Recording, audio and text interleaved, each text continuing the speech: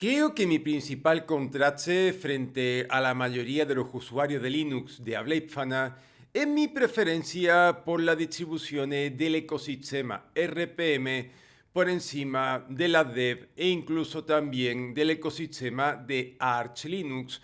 ¿A qué se debe esta elección? Pues eso es lo que voy a responder en este vídeo. La principal razón es el software libre o más bien la proximidad con el software libre. Y es que si uno ve las distribuciones que están avaladas por la Free Software Foundation, uno ve que estas están totalmente desprovistas de software privativo, tanto en los paquetes que hay preinstalados en el sistema como en los repositorios oficiales de la propia distribución avalada por la Free Software Foundation. Esto quiere decir que cuanto menos software privativo haya en una distribución, más próxima está de los criterios que maneja la Free Software Foundation si es que no logra su aval. Aquí es donde los sistemas RPM, sobre todo los de OpenSUSE y Fedora, destacan frente a las distribuciones dev y las distribuciones basadas en Arch Linux o la propia Arch Linux. Y es que Ubuntu tiene un montón de software privativo en su repositorio, Arch Linux y toda o casi toda su derivada también. Y Debian tiene un repositorio non-free que no sería avalado por la Free Software Foundation ni aunque su vida dependiera de ello. Sin embargo, en Fedora, si cogemos los repositorios oficiales de la distribución, lo único privativo que hay está relacionado con el soporte de hardware, ya que está el software privativo aprobado oficialmente para el kernel Linux, el firmware para la Wi-Fi de Intel y los microcódigos para los procesadores. Y este último componente, o sea, los microcódigos, son fundamentales para aplicar todas las mitigaciones existentes frente a las vulnerabilidades de tipo Spectre. Por su parte, los repositorios de OpenSUSE no están tan limpios porque en ellos uno se puede encontrar, por ejemplo, Steam y al menos ante el navegador web Opera estaba, no sé si sigue ahí, pero al menos antes estaba presente. Pero aún así la cantidad de software privativo que hay en los repositorios oficiales de OpenSUSE es bastante menor que el que se puede encontrar en Ubuntu, en una distribución Arch Linux y ya no digamos el repositorio non-free de Debian. La segunda razón que me lleva a adoptar las distribuciones RPM frente a las otras grandes familias de Linux es el hecho de que percibo que las distribuciones RPM tienen a niveles generales un acabado más profesional.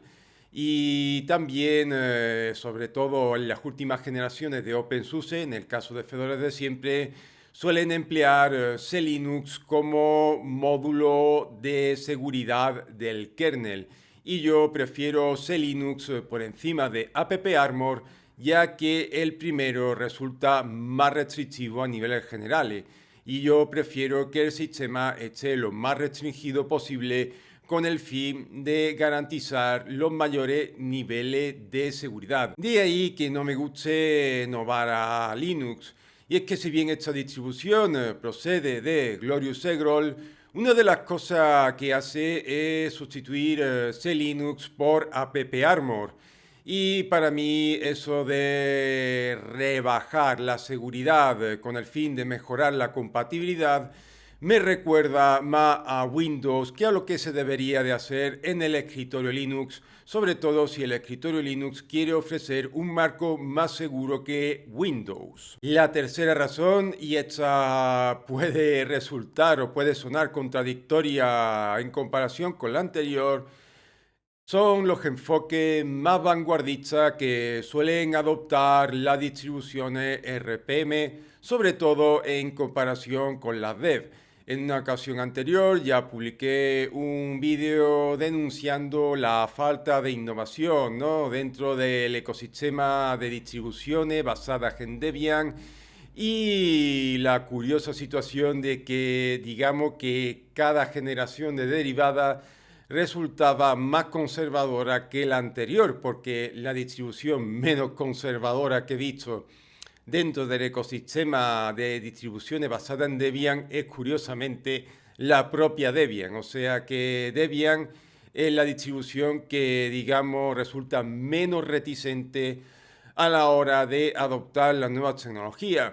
También aquí influye, por qué no decirlo, la inmutabilidad, donde las distribuciones RPM han tomado la delantera frente a las distribuciones basadas en Debian. Si bien hay distribuciones basadas en Debian que son inmutables, como por ejemplo Vanilla OS o Endless OS, pero este último creo que va a cambiar su base de Debian a Gnome OS. Y como cuarta y última razón tenemos el hecho de que las distribuciones Bleeding Edge en general han mejorado muchísimo a nivel de fiabilidad, hasta el extremo que, bueno, al menos desde mi experiencia personal, en un entorno doméstico, incluso para producción, el uso de software LTS tiene difícil justificación. Y la gracia es que el paso del tiempo y la evolución de la tecnología y la aparición de nuevas distribuciones, muy especialmente CatchOS aquí, termina poniéndolo muy difícil para el uso de distribuciones LTS. Hace 15 años es cierto que las distribuciones Bleeding Edge o los sistemas Linux Bleeding Edge que incluían software muy actualizado eran tendentes a fallar bastante. Y esto lo digo por experiencia propia porque, por ejemplo, cuando utilizaba Arch Linux, ¿no? Por aquella época era raro que al menos una vez cada 2 meses no tuviese algún kernel panic o algún fallo grave o que incluso alguna actualización terminase por romper todo el sistema operativo. Pero la verdad es que desde que volví a Fedora en el año 2019 y sobre todo desde mi salto a Silverblue en el año 2021, pues no noto que el apostar por software LTS me vaya a traer alguna mejora. Y ojo, que hago muchas tareas con el ordenador. Es cierto que ya no soy informático, pero aún así la cantidad de tareas que hago es bastante grande y dependo de Fedora Silverblue para muchas cosas. O sea, organización personal, oficina, la producción de los vídeos, que lo hago totalmente con Fedora Silverblue. En fin, no sé, la ejecución de videojuegos, de tanto proto, nativo, emuladores.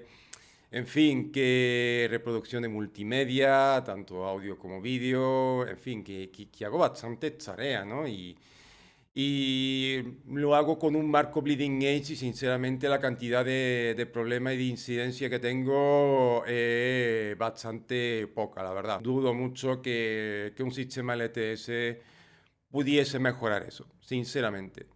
Así que nada, estas son las razones de por qué prefiero las distribuciones RPM frente a las basadas en Debian, incluyendo la propia Debian, y también las de la familia Arch Linux, incluyendo a la propia Arch Linux.